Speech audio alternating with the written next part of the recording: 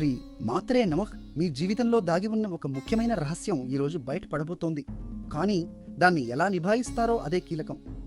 నమస్కారం, నేను పండిత్ సూర్యప్రకాష్. వృశ్చిక రాశి వారికి ఈ బుధవారం 8 జూలై 2026 నాడు ఏం జరుగుతుందో చెప్తాను.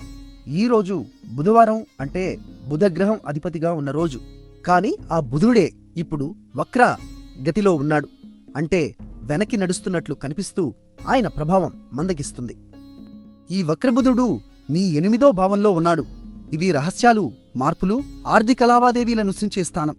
దీనివల్ల పాత అప్పుల విషయాలు, బీమా క్లెయిమ్లు లేదా ఎవరైనా దాచిన సమాచారం అకస్మాత్తుగా మీ ముందుకు రావచ్చు. ఇది అవకాశం కూడా. పాత ఆర్థిక సమస్యలకు పరిష్కారం దొరకవచ్చు. కానీ జాగ్రత్త, కొత్త ఆర్థిక ఒప్పందాలు, డాక్యుమెంట్లు ఈరోజు సంతకం చేయకండి.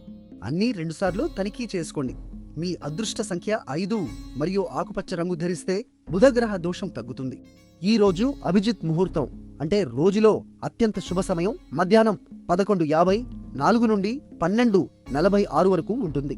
రాహుకాలం అంటే కొత్త పనులు మొదలు పెట్టకూడని సమయం మధ్యాహ్నం 12:20 నుండి 1:56 వరకు ఉంటుంది.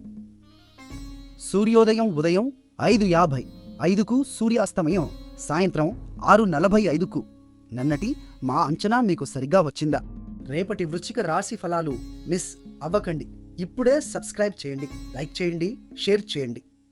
ఈ రోజు బుధ శాంతి కోసం ఓం బ్రాం బ్రీం బ్రౌన్ సహ్బుదాయ నమః అని 11 సార్లు జపించండి.